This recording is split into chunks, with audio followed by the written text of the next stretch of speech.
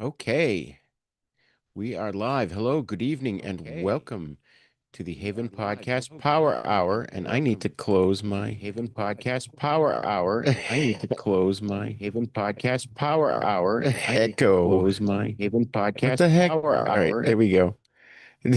That was weird. I have well, we're live, folks. We're live on Twitch and YouTube, and I didn't mute those, and for some reason it kept coming back. So our guest will be joining us shortly. I, of course, am your host, Re-Gor, and I'm really excited about tonight's show because we're talking about one of my favorite subjects, independent filmmaking.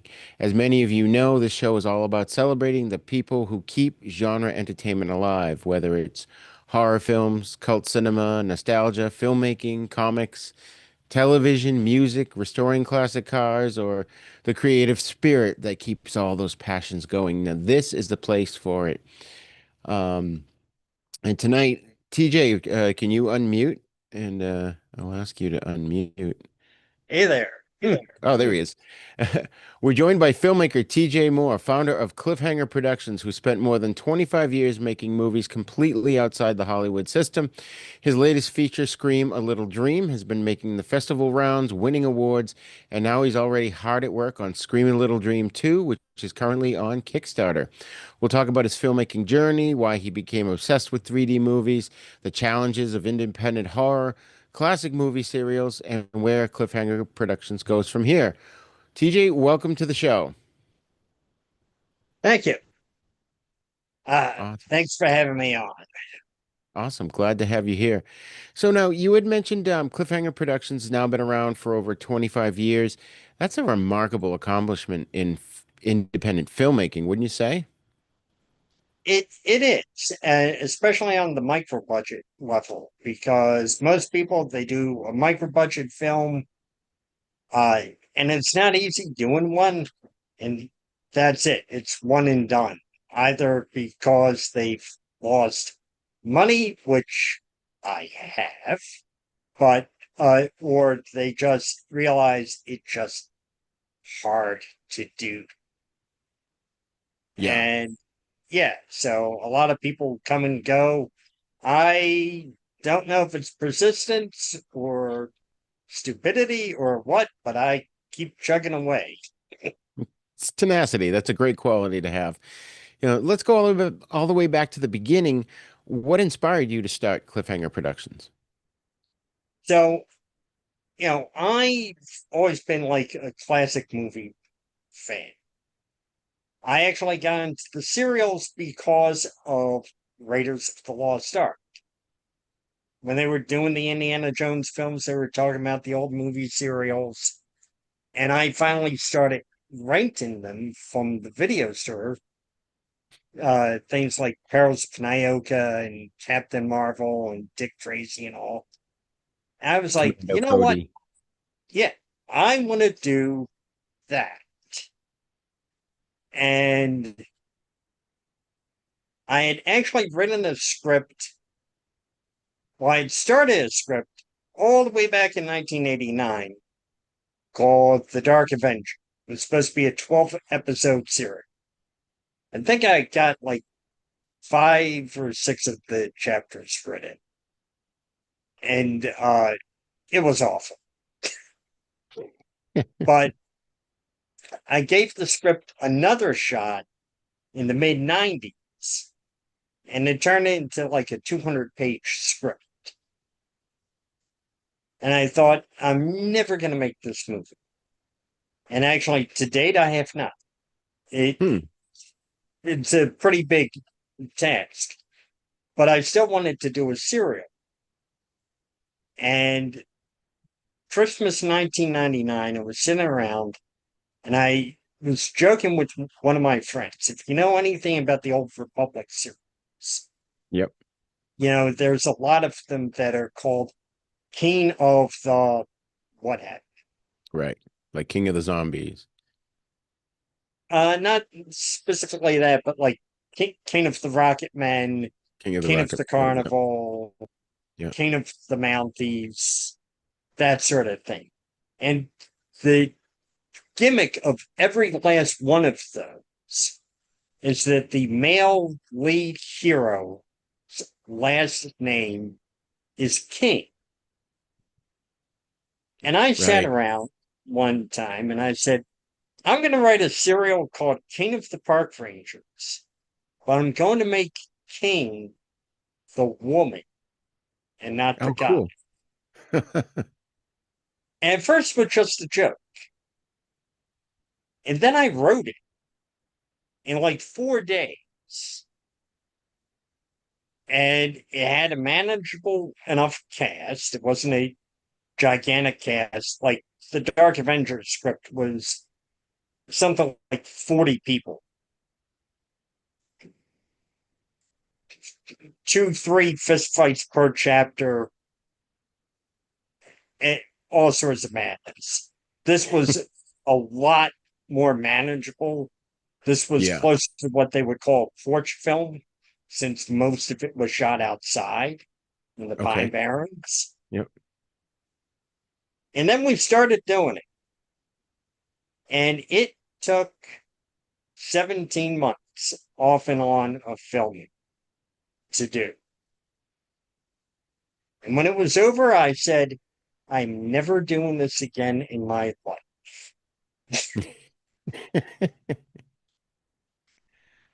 But I did. That's good. But How, I how was did. your how was your philosophy as a filmmaker changed since the beginning? So if you go back to the very beginning, the pre King of the Park Rangers, what had happened is I had gone to a film convention in Delaware, and a guy named Gary Woodson had a table, Wave Productions. You may or may not have heard of them.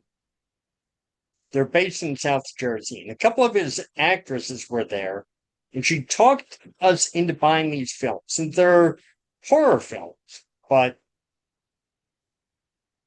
not to sound like I'm dumping on any, because the man has done it for 40 years.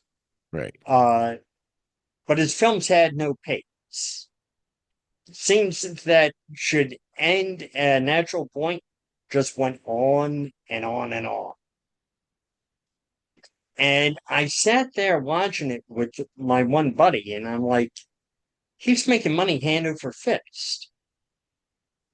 I'll do this. I will do these type of films, make a lot of money, and then go off and make my series.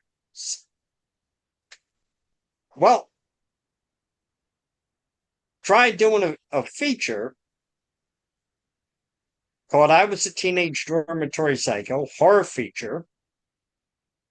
It was a disaster trying to film it. It went under. And then I said, you know what? Why am I doing this? Why don't I just do the type of films that I actually want to do? And it was, what do I want to do? I want to do the type of films that people can just have fun watching. Right. Uh, I want to do serials. I want to do 3D films. I was always obsessed with the idea of doing 3D films. Uh, First one that I tried was a short back. We started shooting in 2005. We used 2 Sony cameras, one of them upside down, and there were all sorts of problems filming it. There were all sorts of problems editing it. I was like, this is not sustainable. But I still wanted to do that. And I mean, my philosophy hasn't changed drastically from the days of King of the Park Rangers. I'm still chasing that type of thing. I said I just want to do the type of films where somebody can sit around, crack a beer, put their feet up, and just have a good time for an hour or so. Nice. Nice. And what were the movies? I know we're going to get into Jaws 3D because that had a major influence on your life, but were there movies prior to that that influenced young TJ into becoming a filmmaker? Oh yeah, as I said, the various serials. especially Daredevil's of the Red Circle and The Masked Marvel. Uh, of course, the Indiana Jones films. Right. Uh, Hitchcock was a big influence. I know that sounds very cliche to say, but yes, I caught the bug of watching Hitchcock as a teenager. Film noir.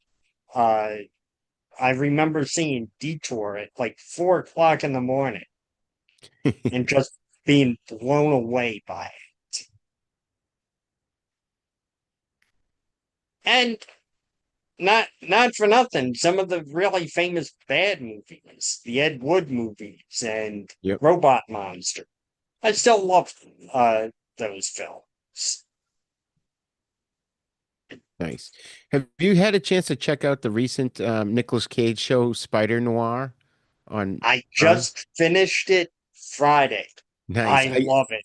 I just started. I've only watched the first two or three in black and white, and because you mentioned film noir, and it was so much like going back to watching a film, a real film noir, you know? Yes. And but what's interesting is like I've seen the first episode also in color. Like I did the whole series in black and white, but I saw the first episode in color, and that looks like a 1930s or 40s color film. It doesn't look like a color film of today. It looks like what they would have done back then. Huh. So I'll they have to check actually it hit out. both aesthetics. Wow, that's cool.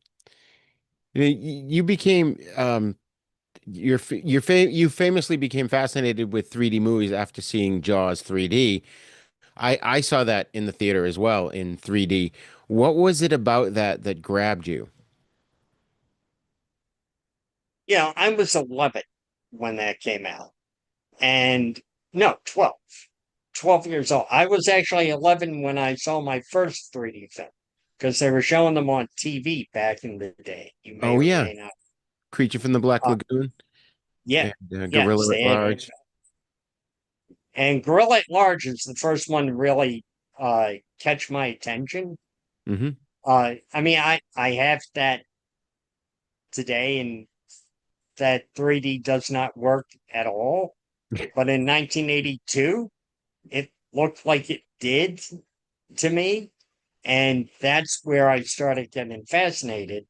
And then all the 3D films started coming out in the early 80s.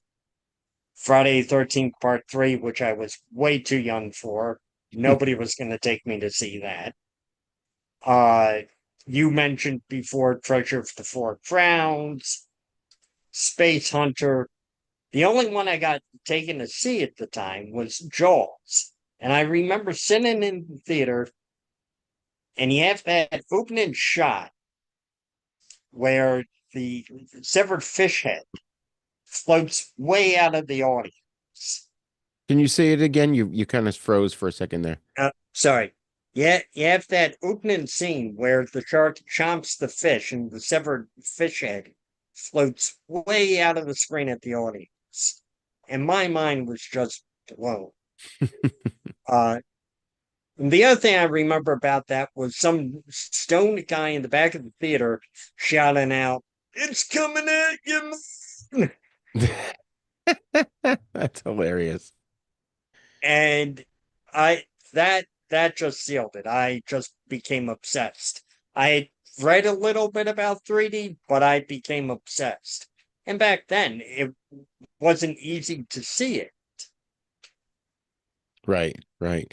It's funny that you mentioned that too. Like the airings on TV are in Boston here, Channel 38, Channel 56 played Creature from the Black Lagoon in 3D, and 38 played Gorilla at Large, and they also had a Three Stooges 3D short before it.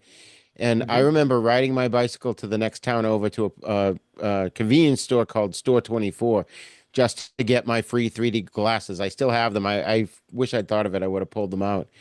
But prior to that, my parents took me to a theater in Boston that's no longer there. It was called the Orson Welles Theater, and we saw Vincent Price's House of Wax in 3D. So that was my first experience. I was probably like 9, and by 83, I was 13.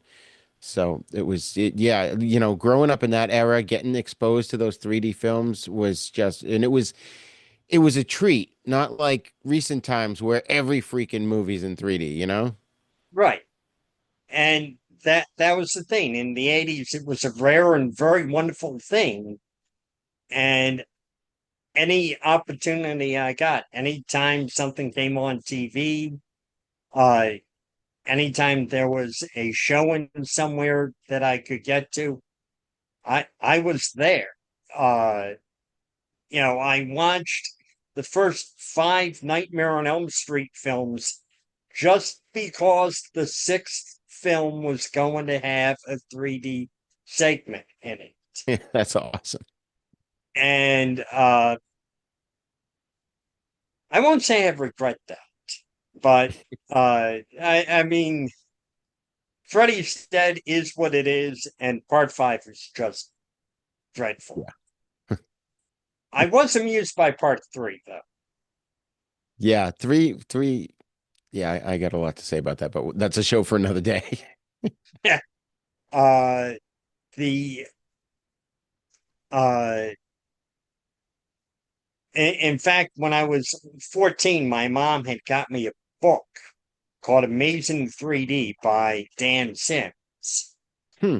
And it covered the history of 3D, Viewmasters, and comic books and the movies up until about March of 82. It ends right about the time Parasite came out Huh.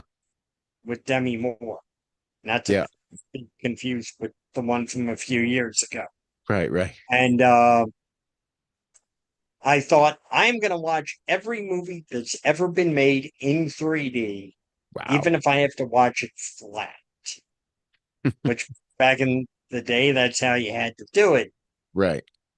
And then I saw an adult film in 3D in the early 90s. And I realized I don't actually need to do this. I can be a little bit more selective. I That's met the hilarious. guy who made that film, Really? Steve Gibson.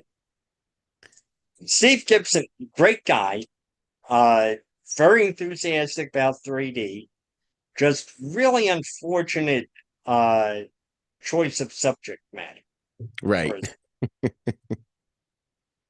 The one that everybody's heard of that he did was Disco Dolls and Hot Skate. Oh, okay. That's familiar. And yeah, it it was like so that kind of changed that.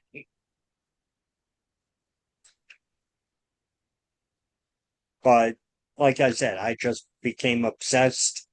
And even in the 80s, I was thinking, boy, I really want to make a 3D film. And now here I am 40 years later, and we have one. There you go. There you go. Now, before we start talking about that, because I do want to get into that, we've talked about how your influences were cliffhanger serials, film noir, classic horror. How have all those influences combined to into your own style? You know, like a lot of my films, like if you watch this is not a gory horror film. This isn't your typical micro budget uh horror film like a Camp Blood or something that is all about just gore. I like more suspense. Like I loved Psycho. Yes. I loved the films of William Castle Yeah. from the 50s and 60s. And that's kind of what I wanted to go with. So a lot of my stuff, I am a very retro filmmaker in that sense. Like the serials, I deliberately tried to put like no foul language in them. Nice. I tried to do them basically as they would have been done back in the day, even though they couldn't have been done Right. back in the day. That's one of the great uh,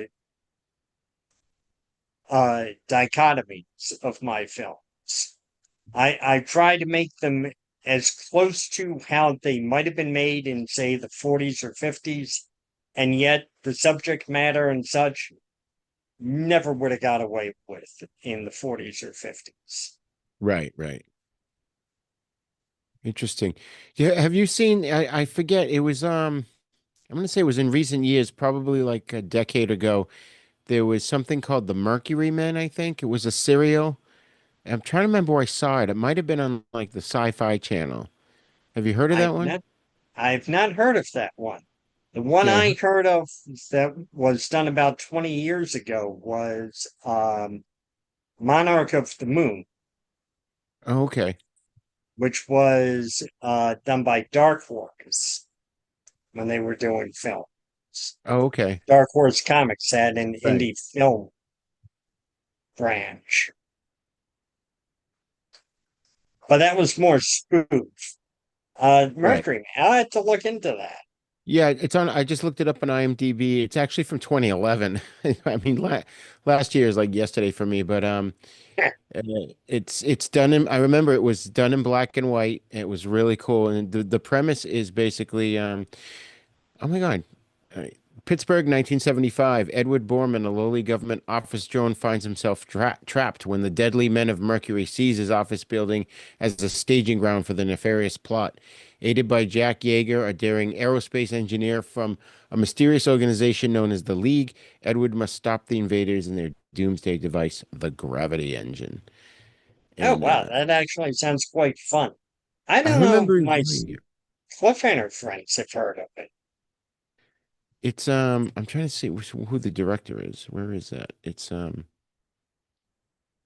usually that's like right at the top. It's got the stars, Mark Tierno, um,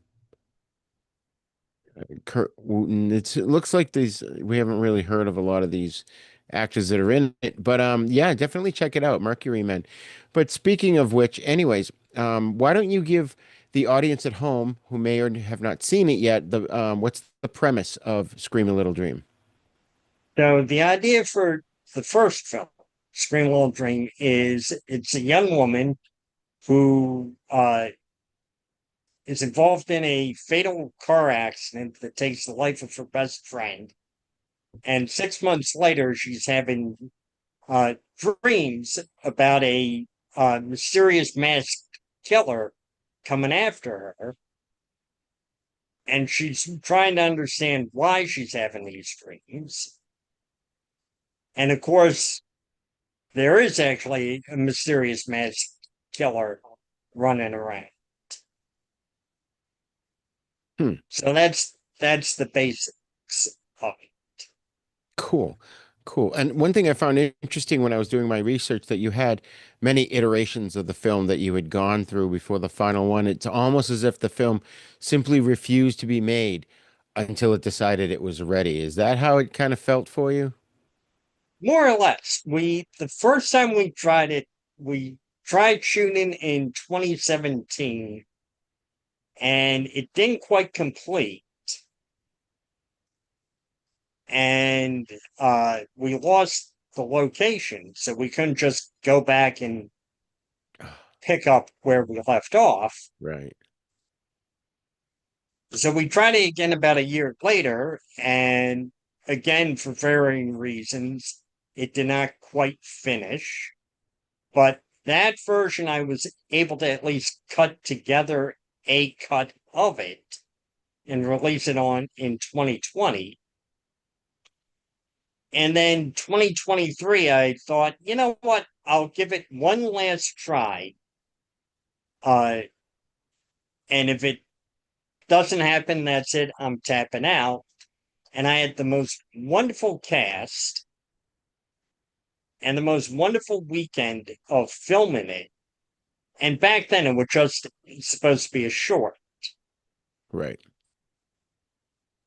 And when it was done, I had kicked around the idea of expanding to feature as far back as 2018, but it was far too lazy to actually write the feature. But I had such a wonderful time with my trio here that I said, hey, I'm going to blow this up into a feature. Are you girls in? And thankfully, they all were. And so we added some characters and some subplots and mayhem and shot it as a feature. Nice. That's awesome. And was it when you got to the final version that the audiences got to see, was it therapeutic to have completed, to have gone full circle? In more ways than one. So you had to go back to Teenage Dormitory Psycho. That was my first attempt at a feature in 1998. And like I said, it failed to get done miserably. It was an absolute disaster. And 2006, I tried doing a feature called Star Witness that also just went under. So even though I've done a whole mess of shorts over the years, to finally get a feature film done was like, wow. So it was therapeutic in more ways than one. And I'm going to say I could not have done it without this cast. They are the every last one of them really came through gangbusters. That's awesome. That's awesome.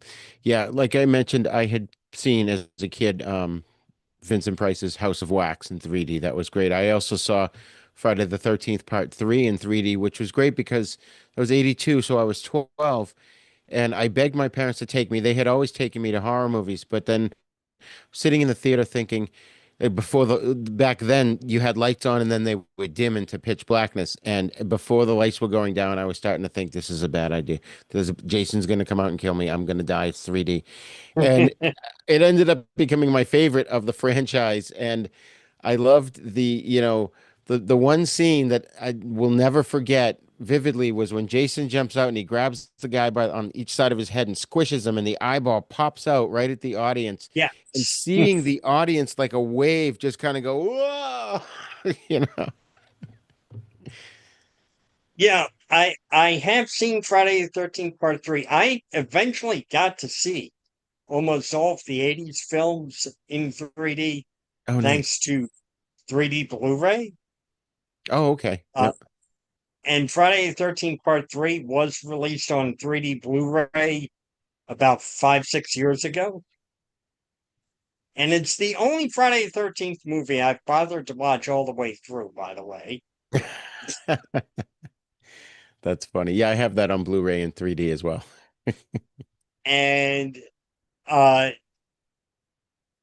it's a fun film, but it's also an inherently stupid film, and it really points out the problem of the 80s 3D films, which is, if they had just kept it to Jason's implements of death coming out of the screen, like the pitchfork and the crossbow Right. bolts and as you just said, the eyeball, it would have been great. But then they throw yo-yo and Right. popcorn and juggle some fruit at the audience, and it's like, really, guys? And I mean that's actually the 80s 3D films in a nutshell. If you ever seen Amityville 3D, there's a random shot of a frisbee being thrown out of the screen. There's a shot Right. where Meg Ryan literally throws like a straw at the screen. And it's like, and that was done by a guy who did a 3D movie in the 50s. So he knew better. God, that's funny. And it's funny, most people don't realize there's a huge difference between native 3D and films that are converted to 3D. I mean, to me, it seems like a no-brainer what it would be, but Can you explain that difference to our viewers? You know,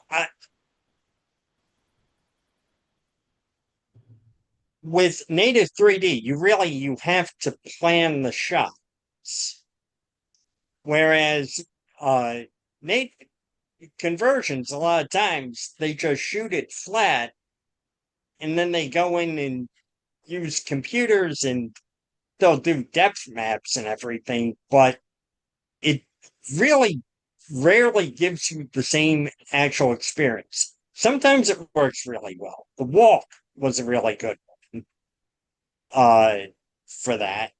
The walk? Uh, Robert Zemeckis film from about 2014. It's Is it about the about the, guy who does the high wire yes. between the World Trade Centers. Okay. That that is very good in 3D. Not a lot of pop out stuff. Rather dizzy watching it when he's going across, especially when he lays down on the wire. That's an Right. awful long way down. Right. And that's the field of depth is what gets you because you feel like you're really up high. And is depth something that you're focused on when you're directing in 3D?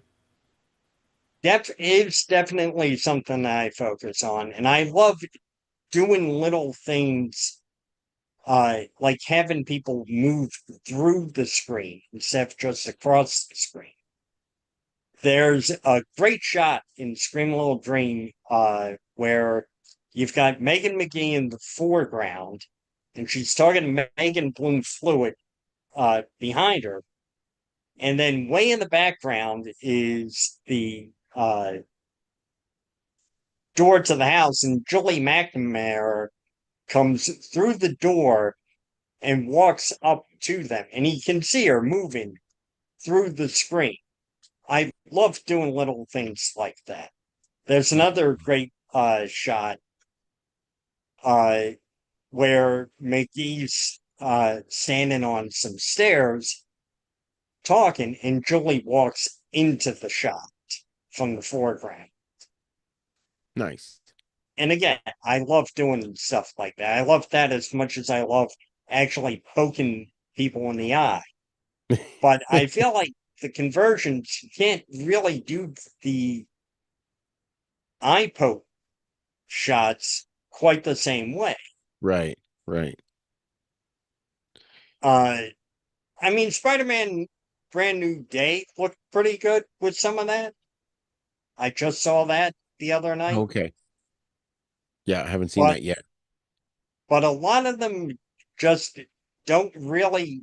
If it's not shot in 3D, I feel like they can't really do the thrust out of the screenshots Right. that are half the fun of the film.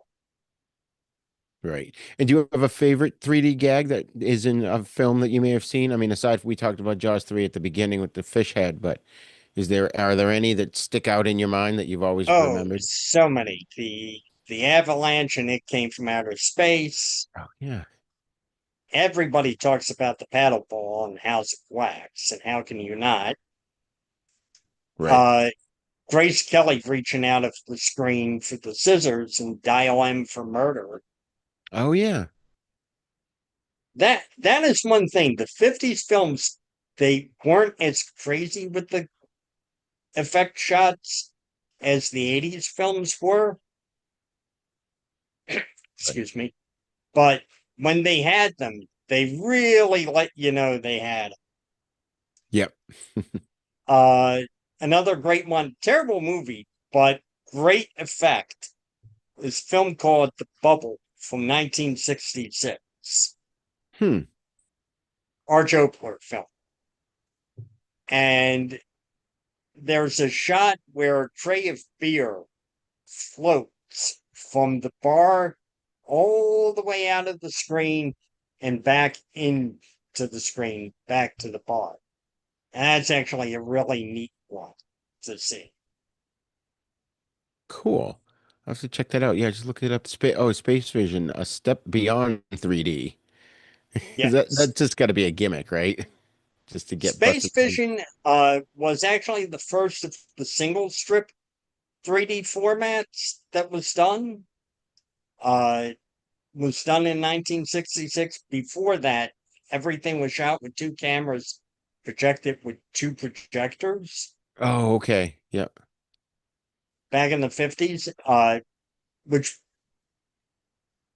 when it worked, looked beautiful, but projectionists often did not sync the projectors up quite right.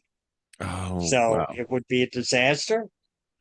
Space Vision was the first of the uh, what they call over and under systems, where they put both images on one strip of film. It's most famously used for Flesh for Frankenstein, Andy Oh, okay. Warhol's Frankenstein. Yeah. Okay. Yep. That makes sense. So let's talk about Scream a Little Dream 2, the sequel. Why don't you tell us about it and how different is it from the first film? It's completely different characters, completely different story. And what it is it's my attempt to do I Was a Teenage Dormitory Psycho again. Hmm. Never gave up on. But the idea is the dreamer of this film is a young woman whose mother was killed by a serial killer 20 years earlier. She's now having dreams that he is coming after her. And in the meantime, there's a psychiatrist who was at a mental institute that this guy was supposed to be at, and he somehow got out. We're never told exactly how, whether it was an error or he escaped. Uh, but she comes looking for him. And of course, nobody believes that he's back. But of course, there are murders that happen because, of course, there are. Counts, of course. Uh, That's this one has this one I will say is a stronger version of the script than what I wrote in 1998. The 98 version was very much a Scream knockoff with a liberal dose of silent madness tossed in. nice. 1984 3D slasher, Yep. and a whole subplot of O.J. Simpson jokes.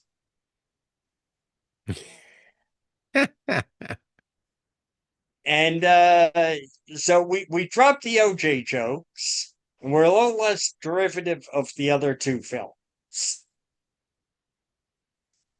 But also, what I'm trying to do here is actually a thematic trilogy. So the first film is the short term effects of trauma, and it's 6 months after the inciting incident. The second film is the long term effects of trauma, Right. 20 years after the inciting incident. And I'm already writing the third film, Oh, wow. which is going to be trauma being resolved. Oh, cool. But that's Nice. it. And that's the There's only not going to be connection, though. There's no characters that cross over between them. uh if I get my way, and I don't know if I will, but if I get my way, the third film is going to have McGee back as her character, and the survivor of this film, part two, and they're going to be in group therapy together. Oh, awesome. That's great.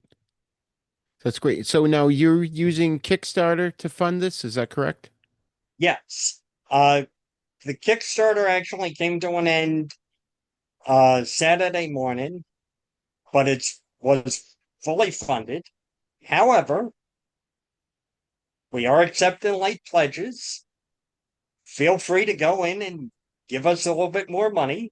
We won't say no, because the more we get, the better a film we can make. Right. Is this your first Kickstarter campaign? No, I've tried others and they've almost never gone anywhere. In fact, we tried a Kickstarter campaign for Scream Little Dream 2 in March, and we had double bad luck because the 3D Film Archive had just done a Kickstarter for one of their projects. So everybody gave them their money, which, and I love the 3D Film Archive. Let me say that right now. Without those guys, I wouldn't have seen half of what I've seen. I have mad respect for Bob Fermanac and that crowd.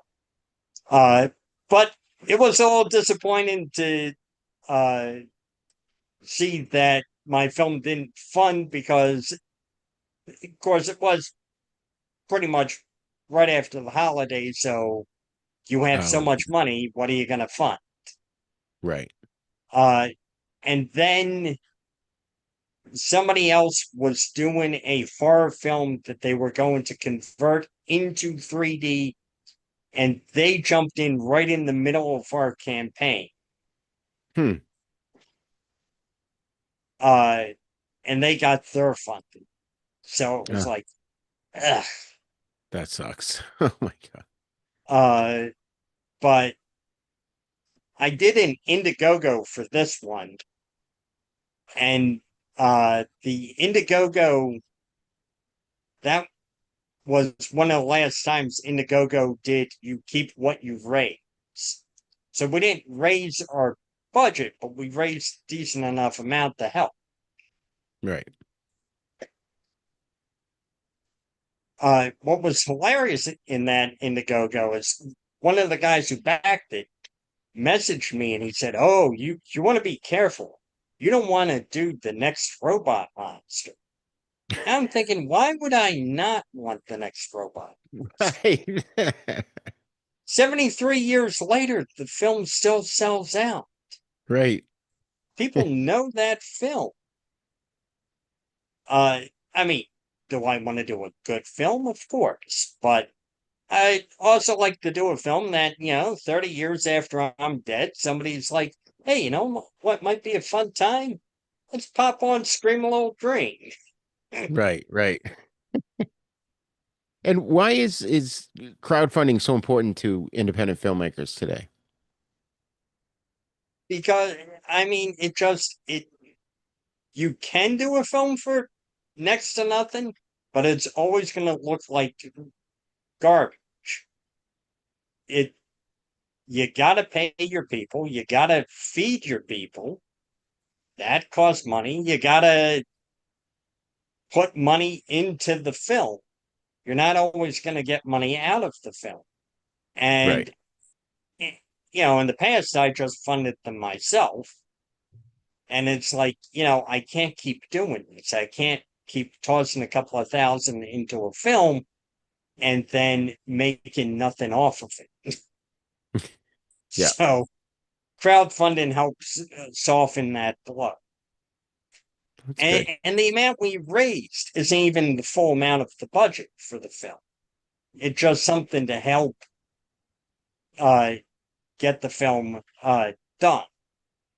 So we can use it for slightly better locations and effects because this one is going to have not a lot of gore, but it's a slasher, so it's a genuine slasher, so it's going to have more blood to it than Excellent.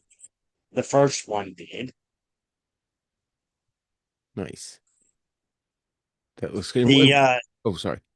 oh, the big difference is, the the first one doesn't actually kill anybody off until about 50 minutes into the film.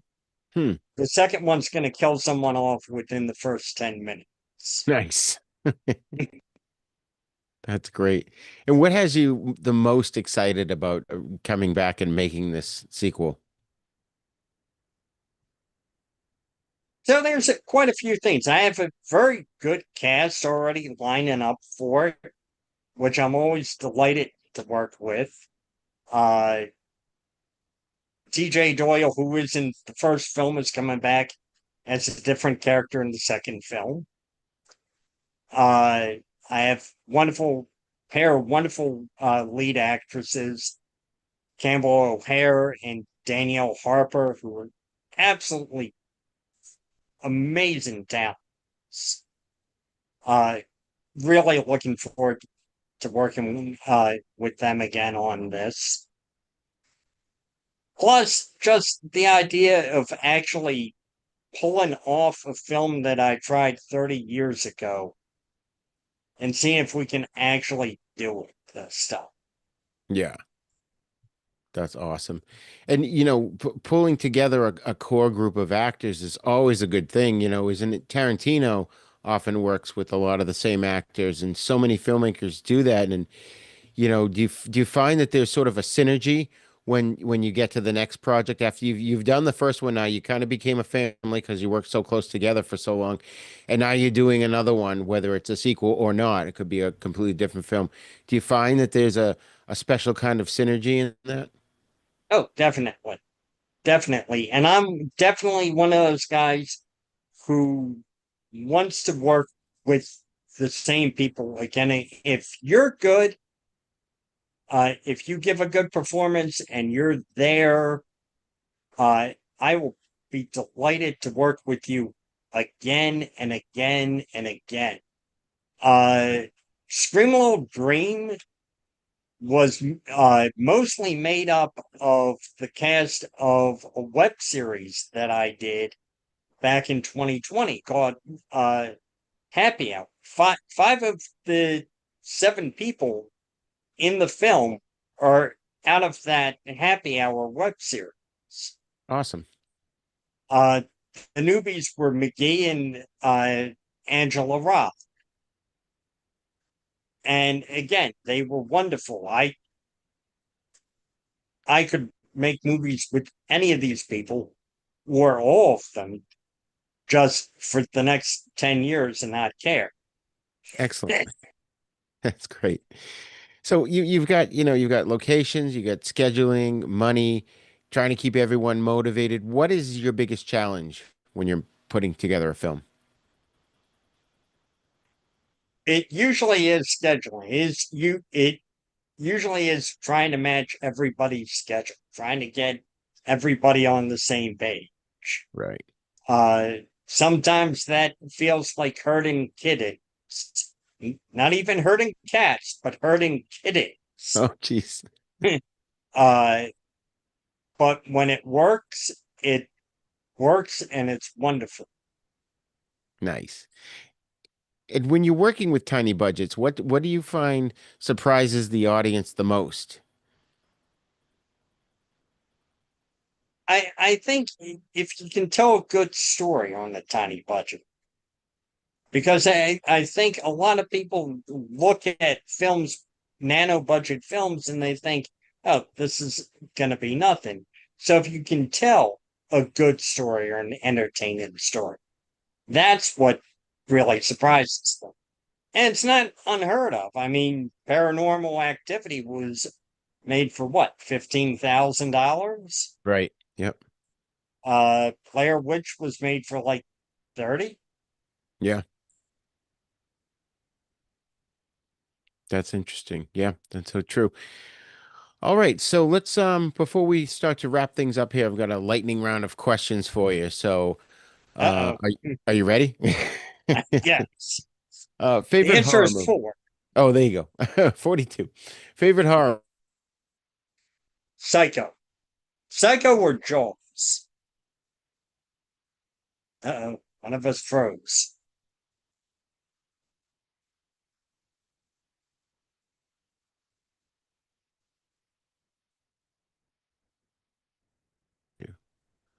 Oh, there we go. You're moving Ah. again. Yes, Jaws is one of those movies that I could just watch over and over again. In fact, I I saw that remastered in 3D a few years back. So did I. Of course I did. That's like my July 4th movie. Yes. Yep. I made a little setup at home. We have a hot tub out on the back porch, and I used to work in audio visual, so I know how to do these things. I put a cart together with a DVD player on it and a big TV screen and a couple of speakers, and we wheel it out and we watch Jaws in the hot tub. Nice, nice. There's a theater that shows it every year on the 4th of July. And uh, last year I went in costume as Quint, Oh yes, even. yes. So all right, what's your favorite 3D movie? Woo! Ah, mm, goodness, there's just so many. Probably one that I don't know if everybody's heard of, but it's called Second Chance with Hmm. Robert Mitchum, Jack Palance, and Linda Darnell. Really great film. It's a shame it's not on 3D Blu-ray yet. Uh, I would also have to give high marks to Kiss Me Kate. Oh, okay. Yep. Interesting. Favorite slasher? Oh, that's Psycho. Okay. That Okay. that's the Psycho series. The I granddaddy of all slashers. actually I remember really liking the sequels back in the 80s. They were actually good films. Yes. Yeah. Psycho 2 is surprisingly good. And yeah. Now you talked about your movie series, and I think you may have mentioned your favorite, but do you want to tell us again your favorite movie serial? My actual favorite is one called Haunted Harbor from Okay. 1944. King Richmond, Kay Aldridge, Roy Barcroft is the head bad guy. Fakest looking monster you'll ever see in film history, though it's supposed to be. But it just so much fun. Nice. Do you have a favorite guilty pleasure movie? Well, you go either Robot Monster or Jaws 3D. Jaws Jaws 3D, yeah. 3D. Uh,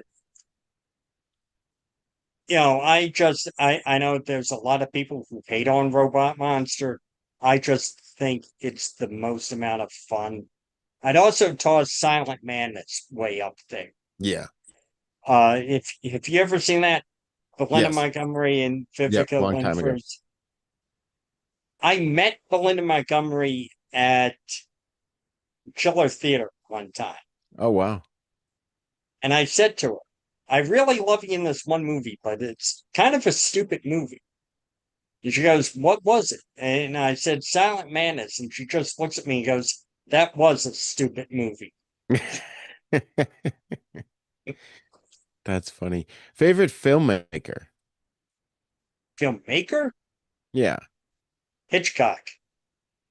Nice. I Yeah. know that's such a cliched answer, but it's true.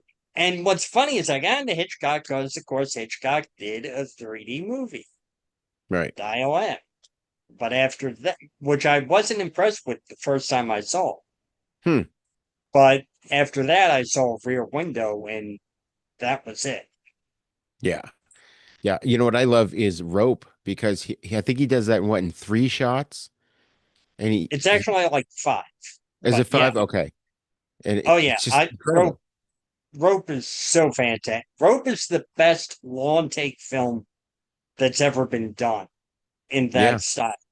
Like I saw one called Victoria that's supposed to be all one shot, and it's okay.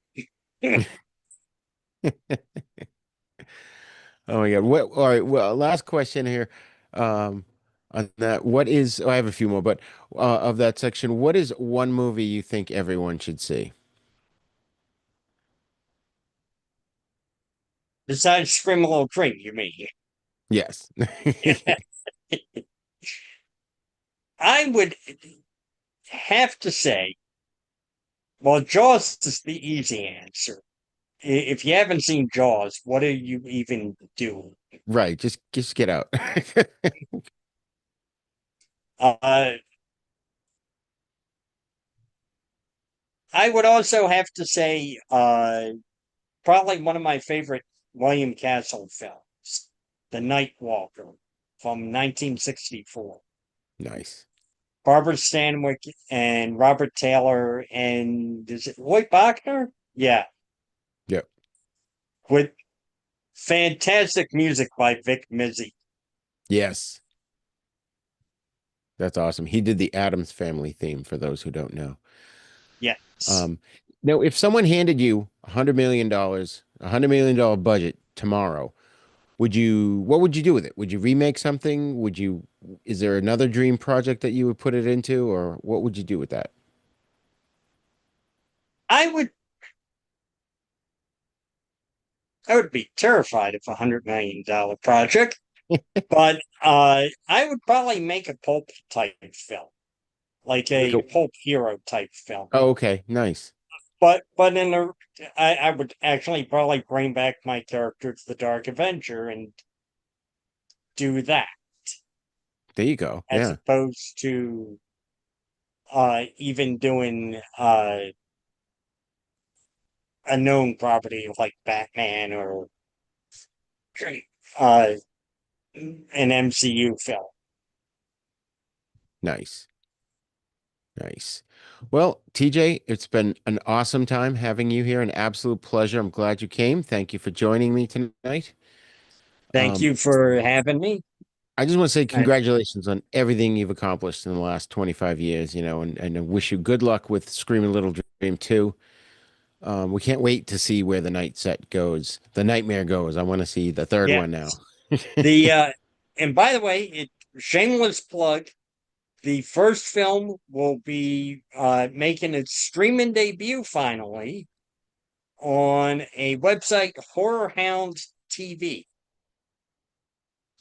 Their new streaming website. Did we freeze again? We froze again. On here. Oh, there you are. Ah, Yeah, of send me course. those links Right. and send me the Yes. links and I'll put them in the show notes. Horror Hound, I used to read the magazine and I've actually been to the Horror Hound in Indianapolis in 2011. So I'm glad to see they've got a channel out. I This was news to me. Yes, it's fairly new. It started in July. Right Oh, now, okay. it's only on the web. They're trying to get it on like Roku and Fire Stick and all that. Right. Uh, but they liked it enough to pick it up and show it. And I'm like, all right. Uh, Awesome. That's awesome. And I'll put the links if you want to maybe send them over to me after the show. I'll definitely make sure I got all the links accurately placed in the YouTube description, folks. So if you want to check out his movies and where to see them and you can help fund, they'll all be there for you. So, All right. TJ, Thanks. thank you so much for joining us tonight. Great. Next project you've got, hit me up and we'll put you back on again. And this That time we'll be able to schedule things hopefully a little more advanced in the future. that's partly my fault, of course, but yeah. And folks, uh oh, sorry, go ahead. Scream Little Dream 2 did have a proof of concept, which actually was shown at Chaka Go back in June. Four Oh, okay. minute proof of concept. Nice. So just That's worth awesome. mentioning. Anyhow, That's awesome. Yep. And folks who've listened to my podcast and watched the show should know what Chaka Go is, but that's a story for another day. So if you've enjoyed tonight's show, please give us a like and a subscribe on YouTube. Hit that little bell so you get all our notifications. Um, Share the stream with your fellow horror fans. It really helps us continue to bring independent filmmakers, actors, and creators onto the show so that more people can become aware of their projects. We love doing that here.